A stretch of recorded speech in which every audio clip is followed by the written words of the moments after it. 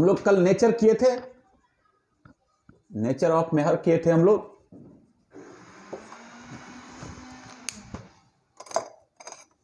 आज हम लोग, ठीक है ना, ऑब्जेक्ट देखते हैं इसका ऑब्जेक्ट क्या है, उद्देश्य क्या है, मेहर का उद्देश्य क्या है, ऑब्जेक्ट ऑफ मेहर।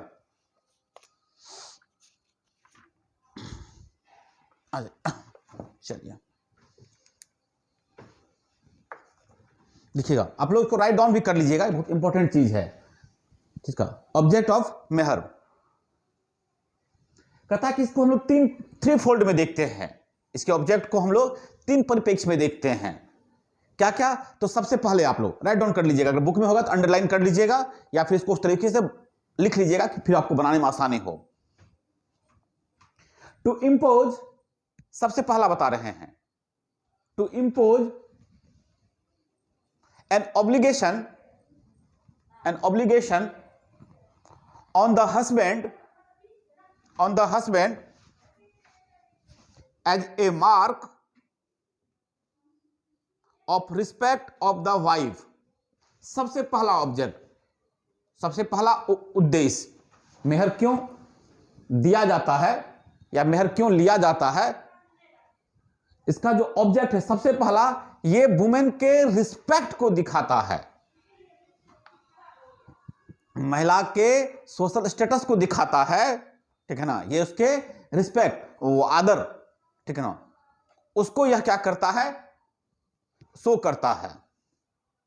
हस्बैंड पर यह एक ऑब्लिगेशन है, ठीक है ना, क्योंकि उसके द्वारा महिलाओं का सम्मान किया गया। इसी परिप्रेक्ष्य में हम लोग मेहर को क्या करते हैं, एक हस्बैंड के द्वारा वाइफ को दिया जाता है, सबसे पहला ऑब्जेक्ट। दूसरा ऑब्जेक्ट,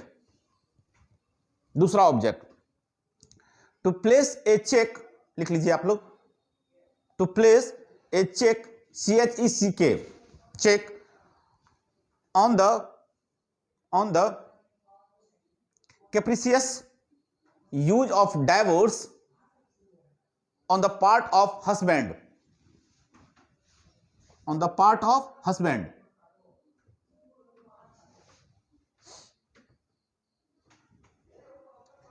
सेकेंड ऑब्जेक्ट बताए आपको, to place a check on the capricious use of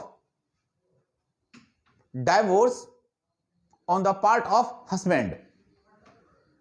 ये हम लोग थोड़ा सा इसके इंपॉर्टेंस में भी इसको थोड़ा सा जिक्र किए थे, इस बात का कि ये जो डाइवोर्स को हम लोग क्या करने के लिए, उसको रिड्यूस करने के लिए, डाइवोर्स की संख्या ना बढ़े, उसको हम लोग डिमोटिवेट करने के लिए, इस प्रथा को हम लोग क्या करने के लिए, डिंस्पायर्ड करने के लिए, हम लोग क्या कहें, इस पद्धति को रोकने के लिए हम लोग मेहर को रखते हैं, ताकि हस्बैंड के द्वारा बात बात पर डाइवोर्स की मांग ना की जाए। Okay, clear? ये दो चीजें हो गई, दो ऑब्जेक्ट। तीसरा देखिए, यह भी बहुत इंपॉर्टेंट है, to provide for the subsistence after the dissolution of her marriage, so that she may not become helpless after the death of the husband or termination of marriage by divorce। यानी कि तलाक हो जाने की स्थिति में या पति के मृत्यु की स्थिति में कोई महिला हेल्पलेस ना हो जाए, कोई मुस्लिम महिला जो है वो हेल्पलेस ना हो जाए, उसको बेचारगी की जिंदगी गुजारने पड़े आगे। इस वजह से क्या है, मेहर का जो है उद्देश्य है कि मेहर अगर उसको दिया जाएगा आफ्टर द डिसोल्यूशन या फिर after the death of husband, तो वो उससे अपना सरवाइव कर सकती है, आगे की जिंदगी गुजार सकती है, उसको किसी और के आगे हाथ पसारने की जरूरत नहीं पड़ेगी। यही इसका ऑब्जेक्ट है। Clear?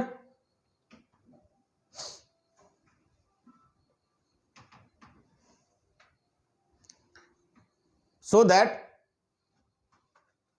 she may not become, so that, यानी हम लोग ये कहना चाह रहे हैं कि मेहर का जो उद्देश्य है वो सबसे, ये मतलब कि सबसे बेहतरीन उद्देश्य ये है। सोशल एस्पेक्ट में देखते हैं हम लोग, सोशल जस्टिस की बात भी कर रहे हैं आज के परिप्रेक्ष्य में कि सोशल न्याय होना चाहिए, ठीक है ना, सामाजिक न्याय, इसका भी एक कॉन्सेप्ट है कि क्या कि जो जब महिलाओं, जब उसको वाइफ को डिवोर्स दे दिया जाता है या फिर उसके हस्बैंड की डेथ हो जाती है, तो उसको अपने जीवन यापन करने के लिए, ठीक है ना, हाथ पसारने की जरूरत ना हो, वो मेहर के राशि से, ठीक है ना, वो क्या करे, अपना जीवन यापन कर सके, वो हेल्पलेस ना हो, बेचारी ना हो जाए, so that she may not become helpless after the death of the husband, पति के मृत्यु के बाद वो हेल्पलेस ना हो जाए, या फिर अगर मैरिज टर्मिनेट हो जाता है, और termination of marriage by divorce, इन दोनों परिस्थितियों में महिला जो है हेल्पलेस ना हो जाए, इसीलिए क्या किया जाता है, डिवोर्स दिया जाता है। इसका यही उद्देश्य है।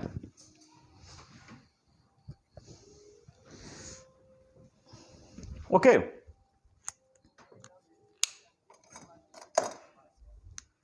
चलिए अब इसका नेक्स्ट आ जाइए, हम लोग इसका क्लासिफिकेशन करते हैं। हम लोग क्लासिफिकेशन ऑफ डिवोर्स कितने तरह का होता है।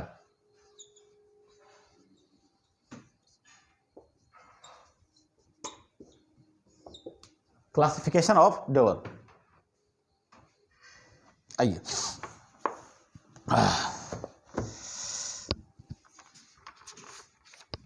क्लासिफिकेशन ऑफ डिवोर्स,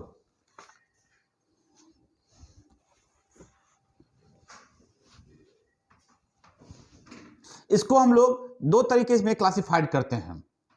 सबसे पहले प्रॉम्प्ट डिवोर्स, इसको हम लोग, डिवोर्स जो है वो दो तरीके का होता है। एक होता है prompt divorce, PROMPT, PROMPT, prompt divorce, और दूसरा होता है डेफर्ड डिवोर्स, DEFERRED,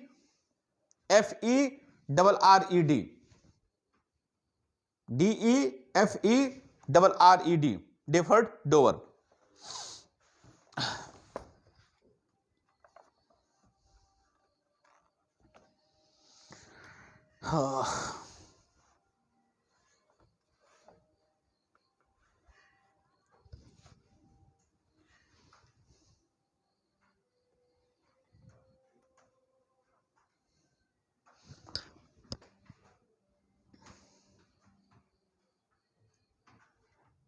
एक मिनट रुक जाइएगा, थोड़ा सा हम चार्ट बना देते हैं ना, पहले ज़्यादा बेटर रहेगा, तब फिर समझने में आसानी हो जाएगा। एक मिनट रुक जाइएगा, लाइट बस फ्लक्चुएट कर रहा है। क्लासिफिकेशन ऑफ डिवोर्स,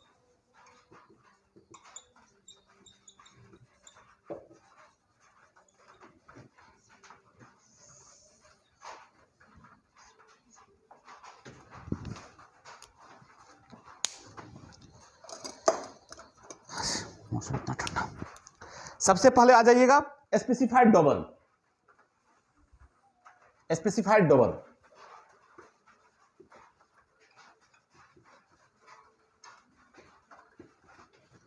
सबसे पहले स्पेसिफाइड डिवोर्स, दूसरा कस्टमरी डिवोर्स,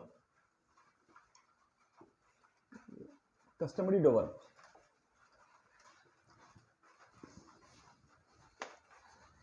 सबसे पहला स्पेसिफाइड डिवोर्स, ये दो तरीके का होता है, अभी जस्ट हम जिक्र कर भी रहे थे इसका। स्पेसिफाइड डिवोर्स ये होता है prompt divorce, PROMPT, prompt divorce, और deferred divorce, DEFERRED, sorry DEFERRED, DEFERRED, deferred divorce. Chart देख लिया आप लोग?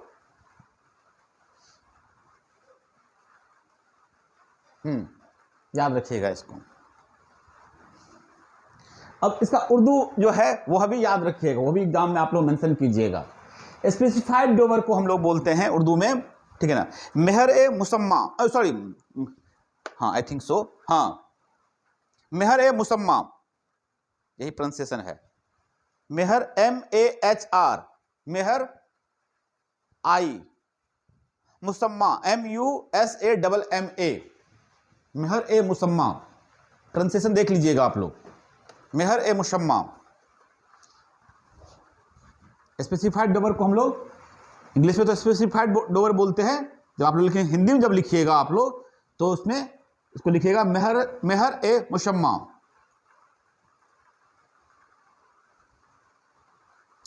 लिखेंगे हिंदी में ही लिखिएगा ना कि उर्दू में लिखिएगा एग्जाम में।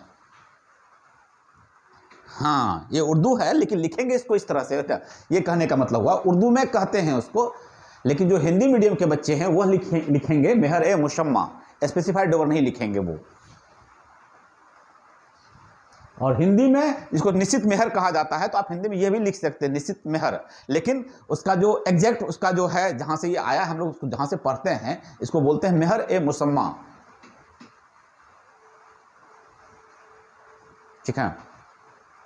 और दूसरा कस्टमरी, जिसको कि प्रॉपर डोवर बोलते हैं, कस्टमरी डोवर जिसको हम लोग प्रॉपर डोवर बोलते हैं, प्रॉपर डोवर,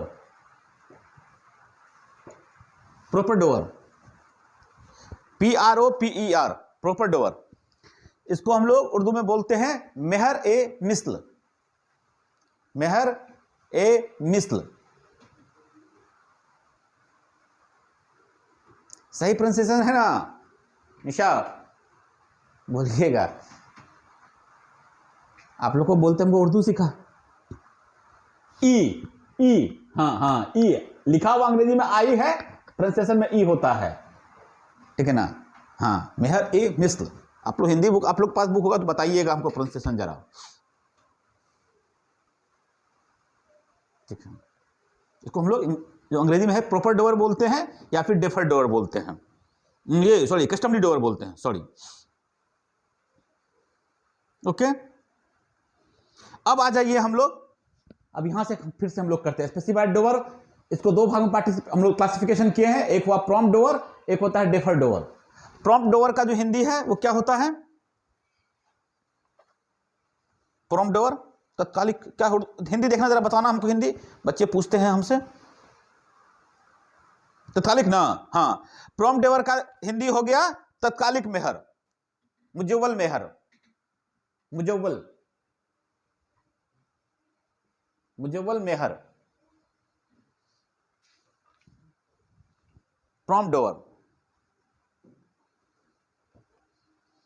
अब बताइए, आप लोग पढ़े हैं, कल आपको बोले थे पढ़ने, क्या है इसको लिखिएगा और इसको आप लोग बताइएगा हमको। प्रॉम्प्ट डोवर बताइए क्या है प्रॉम्प्ट डोवर। अब सुनिएगा ध्यान से, नाम में ही इसका, मीनिंग में ही इसका जो है सारा बात लिखा हुआ है।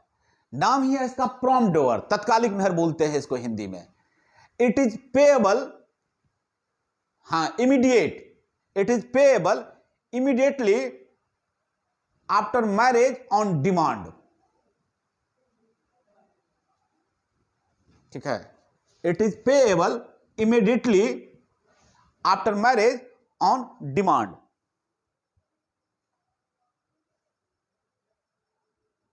ओके, मुजव्वल मेहर, हाँ यही इसका उर्दू है। विवाह के बाद, ठीक है ना, पत्नी के मांगने पर यह डोवर उसको दिया जाता है, इसको प्रॉम्प्ट डोवर बोलते हैं। और इस मेहर के देने तक अगर पत्नी चाहे तो किसी भी तरह के कंजुगल, वाइफ हस्बैंड का जो राइट्स होता है उस राइट्स को फुलफिल करने से मना कर सकती है। Okay, A wife can refuse to enter into conjugal life, conjugal life को बोलते हैं इसको वैवाहिक संबंध, वैवाहिक जीवन, conjugal life of husband until the payment of the prompt dower, जब तक कि पे नहीं कर देगा हस्बैंड तब तक वह किसी भी वैवाहिक संबंध में जाने से, वैवाहिक स्थिति में जाने से खुद को क्या कर सकती है, रोक सकती है, मना कर सकती है। यह उसका अधिकार है। ओके,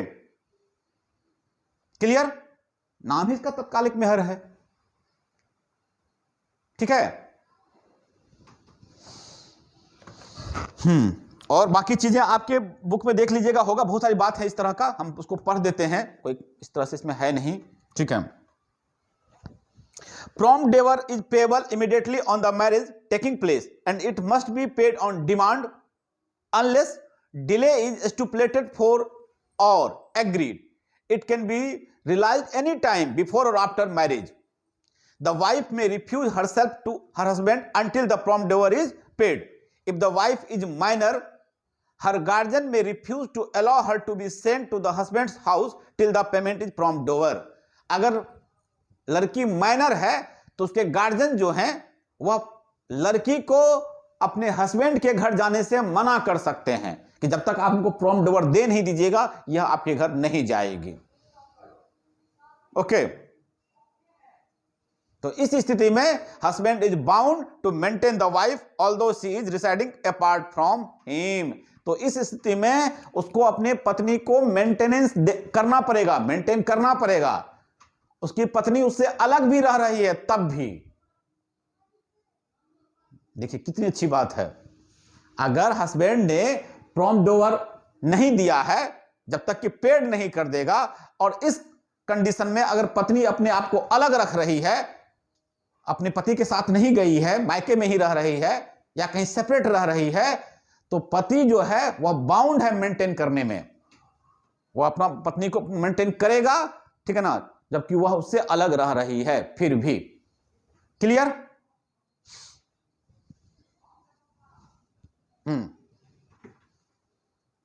अब आइए नेक्स्ट, इसमें नेक्स्ट पॉइंट देखिएगा।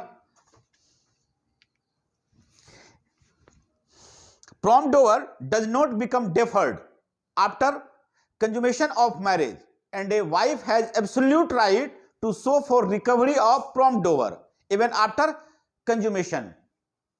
ये कहता है कि अगर कंज्यूम हो भी गया है, कंज्यूमेशन हो भी गया है, तब भी प्रॉम्प्ट वैवर जो होगा वो डेफर्ड वैवर में कन्वर्ट नहीं होगा। इसका बेनिफिट नहीं ले सकता है हस्बैंड कि नहीं अब तो कंज्यूमेशन हो गया है, अब ये डेफर्ड वैवर हो गया है। नहीं, पत्नी इसके बावजूद भी प्रॉम्प्ट वैवर के रिकवरी के लिए सू कर सकती है। क्लियर? हाँ, after consummation she can not resist the conjugal right of the husband if the prompt waiver has not been paid by him. Instead of refusing to decree the suit for restoration of conjugal rights to which the husband is entitled, if marriage is consummated, the court may pass a decree conditional on payment of waiver. देखिए कितना अच्छा यह भी है, यह भी कितना अच्छा कानून है। ठीक है, अगर कंज्यूमेटेड हो भी गया है और हस्बैंड चाह रहा है कि हम प्रॉम्प्ट वैवर को कन्वर्ट डेफर्ड वैवर में कर लें, या डेफर्ड वैवर में कन्वर्ट हो गया है, तो कर रहा है कि नहीं ऐसा नहीं होगा, वह इसके मांग मतलब इसके लिए वो सू कर सकती है हस्बैंड पे। ओके, और अगर यह प्रॉम्प्ट वैवर दे, बस इतना ही इसमें अंतर भी है, इतना ही कि अगर यह दे दिया गया है तो पति फिर कंजुगल राइट्स के लिए अप्लाई कर सकता है। हम प्रॉम्प्ट वैवर दे चुके हैं, ठीक है। अगर प्रॉम्प्ट वैवर अगर पेड कर दिया गया है तो पति जो है वो कोर्ट्स में कंजुगल राइट्स के लिए क्या कर सकता है, जा सकता है। Okay, clear? बाकी तो ठीक है, देख लीजिए। थर्ड नंबर देखिएगा इसमें, it is only on payment of the prompt waiver that the husband becomes entitled to enforce the conjugal rights unless the marriage is already consummated. The right of restitution arises only after the waiver has been paid. ये जिक्र हम कर ही दिए। Fourth number, as the prompt waiver is payable on demand, limitation begins to run on demand and refusal. The period of limitation for the purpose of the 3 years. If during the continuance of marriage the wife does not make any demand, the limitation is run only from the date of the dissolution of marriage by death or divorce. ये देख लीजिए, बड़ा अच्छा चीज है यह। इसका period of limitation जो है ठीक है ना, वह जब वो देने से मना कर दिया है वहां से शुरू होता है। कब से स्टार्ट होता है ये प्रॉम्प्ट डेवर, कब से स्टार्ट माना जाएगा? जैसे ही पत्नी डिमांड करती है, जिस डेट को पत्नी डिमांड की है उस डेट से इसका लिमिटेशन पीरियड शुरू हो जाता है। ओके, और जैसे ही मांगा, पति इनकार कर दिया, तो मांग और इनकार से ही क्या हो जाता है, यह शुरू हो जाता है। पति देने से मना कर दिया, और आप पत्नी जो कोर्ट में सू करेगी उसका लिमिटेशन पीरियड 3 वर्ष है, हाँ 3 इयर्स, ठीक है ना। जिस दिन पति रिफ्यूज कर दिया प्रॉम्प्ट डिवोर्स देने से, उस दिन से इसका लिमिटेशन पीरियड स्टार्ट हो जाता है, और इसका लिमिटेशन पीरियड 3 साल तक है। 3 साल के भीतर आपको कोर्ट में सू कर देना है।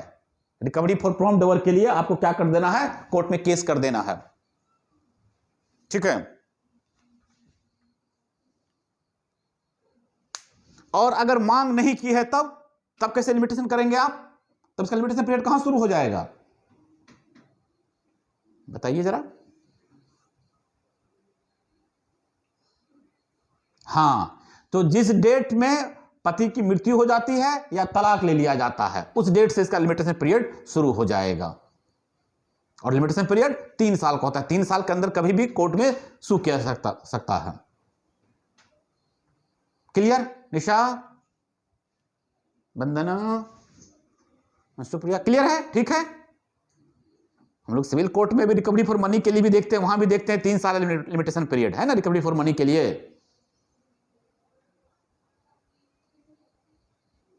अंडरलाइन कर लीजिएगा इसको आप लोग अंडरलाइन कर लीजिएगा इस चीज को।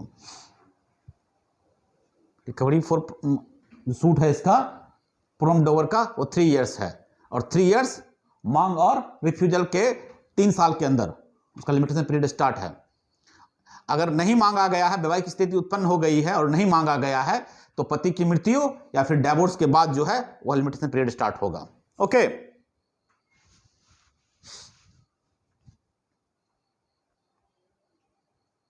ठीक। नेक्स्ट, अब आ जाइए डेफर्ड डिवोर्स। डेफर्ड डिवोर्स, इसको उर्दू में बोलते हैं मुवज्जल मेहर। मुवज्जल, वहां पे अ था, यहां पे वो था मुवज्जल, अ यहां पे मुवज्जल। अब जो भी प्रोनाउंसिएशन जैसे भी हो, मुवज्जल मेहर। आई थिंक इसको ऐसे लिखते हैं ना, मुहर्सुकार अ ऐसे जजा मुवज्जल, और ये होता मुहर्सुकार वो जो ल ना। हिंदी देख लीजिएगा, जो हिंदी में लिखेंगे वो देख लीजिएगा। मुवज्जल मेहर, डेफर्ड डिवोर्स।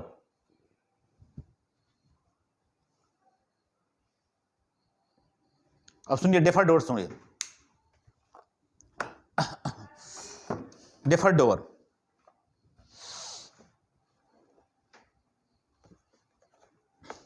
It is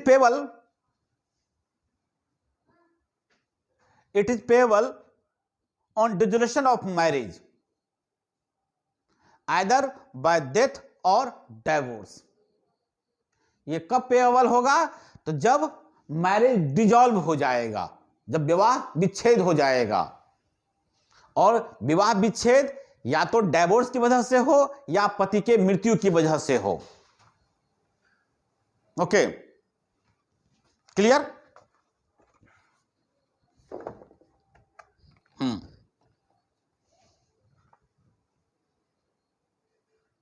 ठीक है, यही है। यह डिसोल्यूशन ऑफ मैरिज के बाद जो है वो पेएबल होता है। और डिसोल्यूशन ऑफ मैरिज अगर डिवोर्स की वजह से विवाह खत्म हुआ हो या फिर पति के मृत्यु के बाद विवाह संबंध खत्म हुआ हो, उसके बाद जो है डेफर्ड डिवोर्स जो है वह पेएबल होता है। चलिए नेक्स्ट इसी में देख लीजिए, कुछ पॉइंट्स में है, आप लोग राइट डाउन कर लीजिएगा, पॉइंट को सुन लीजिएगा। Deferred divorce is payable on dissolution of marriage by death or divorce, but if there is any agreement as to the payment of deferred dower earlier, then the dissolution of marriage such an agreement would be valid and binding. Just like contract की तरह है. एक अमीर अली का एक इसमें word होगा भी लिखा हुआ, अमीर अली का हम पढ़ देते हैं, वह भी होगा, उनका भी होगा इसमें. हाँ, in India dower is a penal sum with the object of compel husband to fulfill marriage contract in its entity. हाँ, बस वही चीज. अब यही चीज जो पढ़ रहे हैं अभी, जब वही चीज इसमें कह रहा है. But if there is an agreement, लेकिन अगर एग्रीमेंट किया गया है कि हम जो है इसके पहले भी ले सकते हैं. कब पेएबल होता है डेफर्ड डोवर?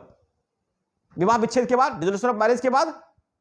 लेकिन अगर इस तरह का एग्रीमेंट किया गया है कि payment of deferred dower earlier than the dissolution of marriage, विवाह विच्छेद से हम पहले भी ले सकते हैं, the marriage such an agreement would be valid and binding. यह एग्रीमेंट वैलिड होगा और बाइंडिंग होगा. बोले ना कॉन्ट्रैक्ट की तरह है. ये अमीर अली यही चीज कह रहे थे ऊपर. यह बिल्कुल कॉन्ट्रैक्ट की तरह है. अगर आप पति पत्नी के बीच में विवाह के समय ये कॉन्ट्रैक्ट हो गया है कि ये डेफर्ड डोवर है जो है वो हम कभी भी मांग सकते हैं आपसे, ऐसा नहीं कि हम उसका इंतजार करेंगे डिसोल्यूशन ऑफ मैरिज का, तो यह एग्रीमेंट भी वैलिड है, मैरिज भी वैलिड है और यह बाइंडिंग भी है. नेक्स्ट आ जाइए. The wife is not entitled to demand payment of deferred dower unless otherwise stipulated. ठीक.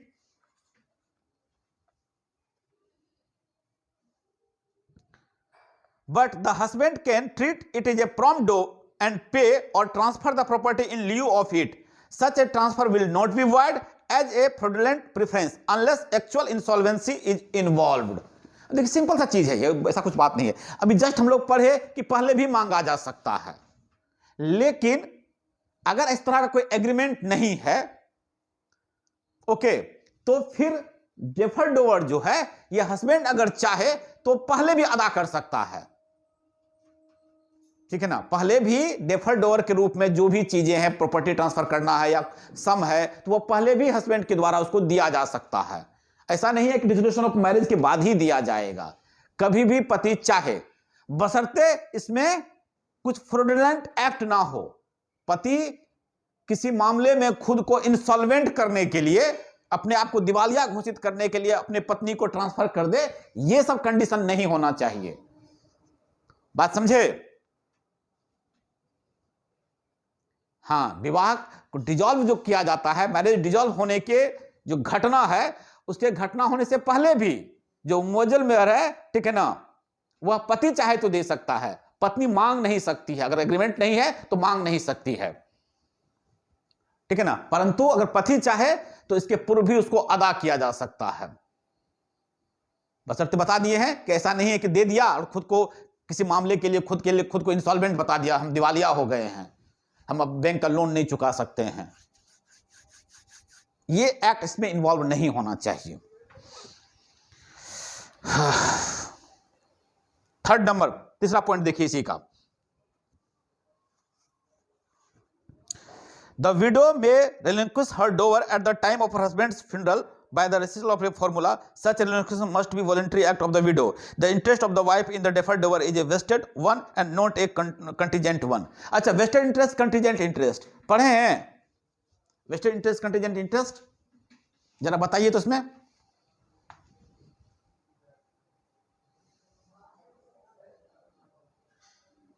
अगर आप लोग नहीं बताइएगा वेस्टेड इंटरेस्ट, कंटीजेंट इंटरेस्ट, ठीक है ना, वैसे तो कॉन्ट्रैक्ट पढ़ाना शुरू ही करेंगे आप लोगों को, लेकिन जो पढ़ चुके हैं वो तो बता सकते हैं हमको.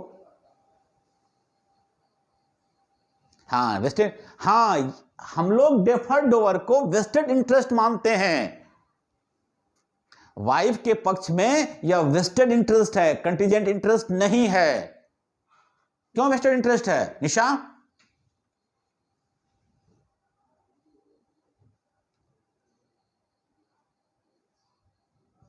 हाँ, वो ठीक है. और वेस्टेड इंटरेस्ट इसीलिए है कि विवाह तो कभी ना कभी विच्छेद होना ही है, चाहे उसके मृत्यु से हो, और मृत्यु निश्चित है.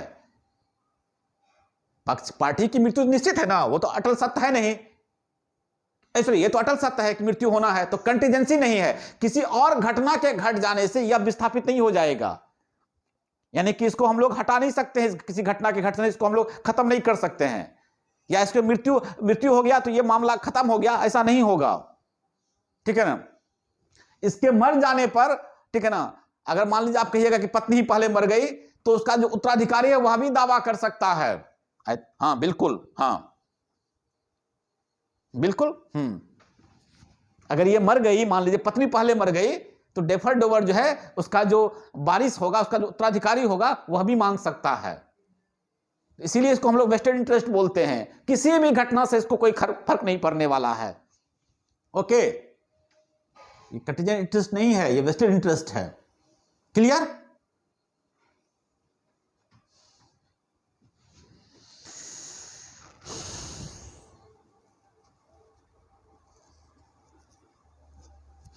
चलिए, एक चीज और आप लोग देख लीजिए, बड़ा अच्छा चीज है। कुछ कुछ पॉइंट है, हम काम की चीजें पॉइंट हम पढ़ देते हैं, बाकी इसमें कुछ खास बात है नहीं। अच्छा, तो फिर हम इसको डिस्कस करेंगे ही, पहले हम लोग इस पर आ जाते हैं। अब तो एक लाइन में सीक्वेंस में मेरा हो जाएगा।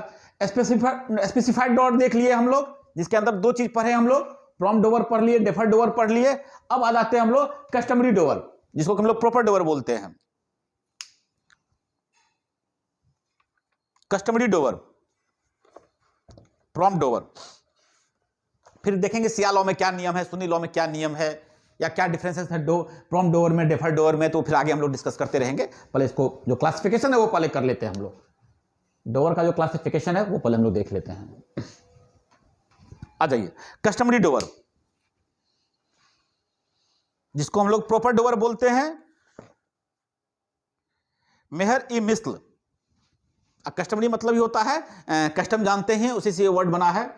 रूढ़ी जिसको बोलते हैं हिंदी में, रूढ़िगत मेहर बोलते हैं इसको, कस्टमरी डोवर।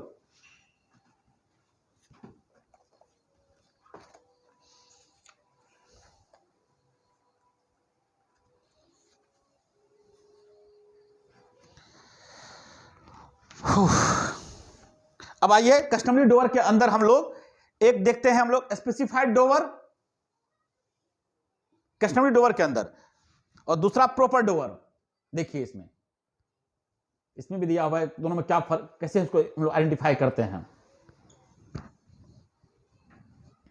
मेहर ए मिस्ल, if the amount of dower is the stated in the marriage contract, it is called the specified dower. If the amount of dower is stated in the, निकाहनामा बनता है, मैरिज का एग्रीमेंट बनता है, contract बनता है ना, तो उसमें अगर अमाउंट तय कर दिया गया है कि इतना अमाउंट मेहर के रूप में दिया जाएगा, तो इसको हम लोग स्पेसिफाइड डोवर बोलते हैं कस्टमरी डोवर के अंदर। ओके,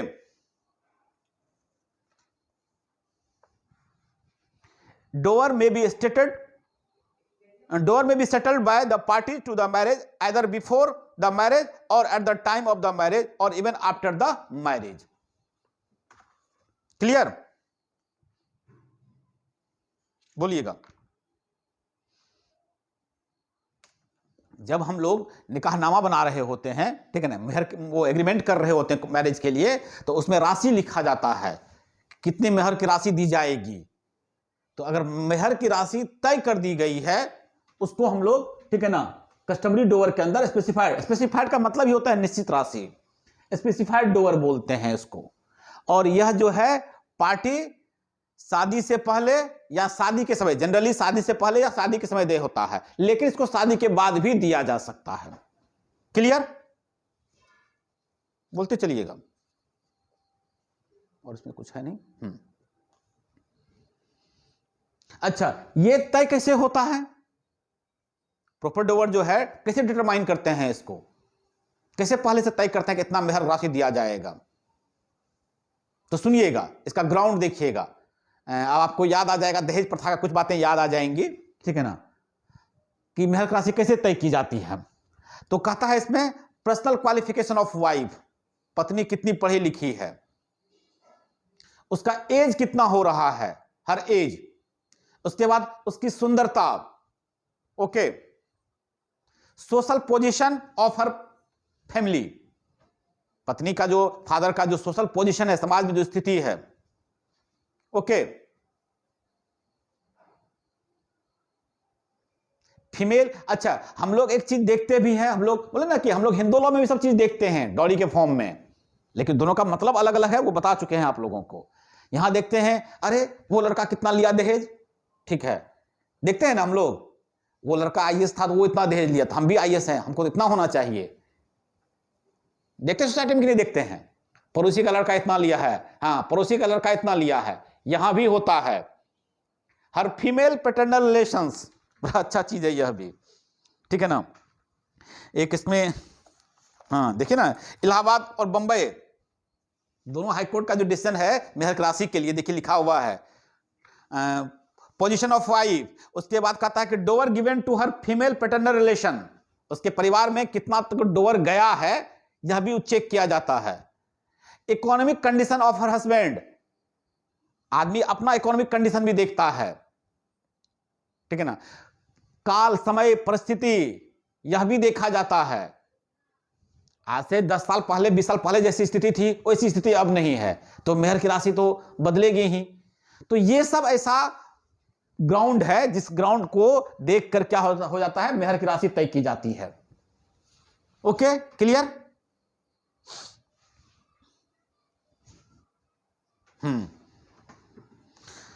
अब आइए,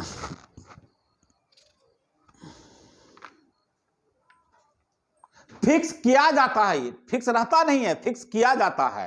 विवाह जब कॉन्ट्रैक्ट कर रहे होते, जब कॉन्ट्रैक्ट कर रहे होते हैं, ठीक है ना, उस समय विवाह के समय ही यह कॉन्ट्रैक्ट के समय ही तय किया जाता है कि इसको इतनी मेहर राशि दी जाएगी।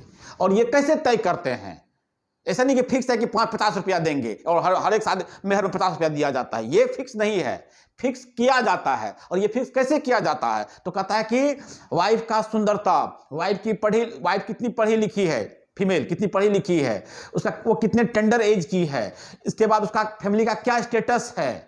एकदम उल्टा सोचो ना, जैसे हिंदू लॉ में लड़कों को देखा जाता है जिस तरीके से, लड़का का फैमिली स्टेटस क्या है, लड़का के फादर गवर्नमेंट जॉब में थे, लड़का गवर्नमेंट जॉब में है, किस पोजीशन पे है, लड़का अकेला भाई है, ठीक है ना, लड़का के खानदान में कितना गया है, सब देखा जाता है कि नहीं देखा जाता है। और ये वैरी करता है ना, लेकिन तय किया जाता है ना। तो वही चीज में कह रहे हैं कि डोवर में एग्रीमेंट के समय, कॉन्ट्रैक्ट के समय जब निकाहनामा बनता है उसमें मेहर की राशि तय की जाती है। ओके, हाँ अच्छा, अब एक चीज और इसमें देख भी लीजिएगा, जो आपको लिखा हुआ भी होगा, जो हम लोग एमसीक्यू में याद रखिएगा इस चीज को। There is no limit to maximum amount of proper dower, कोई मैक्सिमम अमाउंट तय नहीं किया गया है। सुनी लो, जब पढ़ेंगे हम लोग तो कोई भी मैक्सिमम अमाउंट तय नहीं किया गया है। लेकिन जब सिया लॉ हम लोग देखते हैं, ठीक है ना, तो proper dower should not exceed the 500 दिरहम, शुड नॉट एक्सीड द 500 दिरहम्स। दिरहम होता है शायद उसका, कहां का दिरहम, कहां का करेंसी है, आप लोग बोलो याद करने के लिए, दिरहम, हाँ दिरहम, 500 दिरहम से ज्यादा नहीं होना चाहिए, ठीक है ना। और क्यों नहीं होना चाहिए बताइए, 500 दिरहम से क्यों ज्यादा नहीं होना चाहिए? क्योंकि 500 दिरहम ही जो है फिक्स किया गया था फातिमा की बीवी के लिए, फातिमा बीवी की शादी के समय में, ठीक है ना, मैरिज ऑफ फातिमा। तो उसकी शादी के लिए यह फिक्स किया गया था, तो इससे ज्यादा नहीं होना चाहिए। जो प्रॉफिट साहब की डॉटर जो थी, प्रॉफिट मोहम्मद की जो बेटी थी फातिमा, हाँ, उसे 500 दिरहम तय किया गया था, ठीक है। तो पॉइंट ऑफ ऑनर के हिसाब से हम लोग इतना ही मानते हैं। जैसे इंडिया में है ना कि एक प्रेसिडेंट की सैलरी से ज्यादा किसी की सैलरी नहीं होना चाहिए, नहीं, सबसे बड़ा कॉन्स्टिट्यूशनल पद है ना प्रेसिडेंट साहब का हमारे यहां देश, उससे ज्यादा किसी की सैलरी नहीं होनी चाहिए। ओके, है भी नहीं, हाँ बाकी तो फिर बिजनेस छोड़ दो, वो तो सैलरी नहीं है, वो प्रोक्रेडिट है वगैरह, बोनस है, अलाउंस है, वो डिफरेंट थिंग है। बट इन जनरल उनसे ज्यादा सैलरी नहीं कोई विड्रॉ कर सकता है। तो यही हमारा है स्पेसिफाइड डोवर। चलिए नेक्स्ट आ जाइए इसी में, हाँ proper Dover. when the amount of dower is not fixed in the marriage contract or even the marriage has been contracted on the condition that she should not claim any dower, the wife is entitled to proper dower. ठीक है ना, अगर कोई राशि तय नहीं की गई है, कस्टमरी डोवर के अंदर पढ़ रहे हैं हम लोग, प्रॉपर डोवर पढ़ रहे हैं, कि अगर राशि तय नहीं की गई है, इससे पहले भी लोग जिक्र किया राशि तय नहीं की गई है, तो फिर कोर्ट देखता है उसमें, तो अगर राशि तय नहीं की गई है मैरिज कॉन्ट्रैक्ट के समय में, ओके, तो फिर wife is entitled to proper dower, तो वाइफ क्या हो जाएगी, इंटाइटल होगी प्रॉपर डोवर के लिए. Proper dower is so determined by taking into consideration the amount of dower settled upon other female members of her father's family such as father, sister वगैरह वगैरह. तो चूंकि यह उस वक्त तय नहीं किया जाता है, तो पत्नी जब कभी क्लेम करेगी प्रॉपर डोवर के लिए, क्योंकि मैरिज में तो तय नहीं हुआ है और उसको मिलना तय है, तो फिर देखा जाता है कि उसके परिवार में जनरली कितना डोवर दिया गया है, फादर्स की सिस्टर को कितना दिया गया था, तो वगैरह वगैरह. इस हिसाब से पत्नी फिर क्या कर सकती है, मांग सकती है. Okay okay. तो फिर बताएं दिए क्या किस किस चीज पर तय किया जाता है. ये जो हमारा कस्टमरी डोवर है ना, ठीक है ना, किस किस ग्राउंड पे तय किया जाता है, इसी सब ग्राउंड पे तय किया जाता है जो हम इससे पहले डिस्कस कर चुके हैं. या तो आप पहले कॉन्ट्रैक्ट समय तय करते हैं, या फिर जब आप मांगते हैं प्रॉपर डोवर के रूप में, वाइफ जब मांगती है, तो फिर ये देखा जाता है कि उस फैमिली में कितना गया है, कैसे गया है, तो ये सब हम लोग वहां पे इसको देखते हैं. क्लियर. हस्बैंड का इनकम कितना है, उस आधार पे आप मांगेंगे, यानी कि कितना ही मांग लेना है आपको. ओके.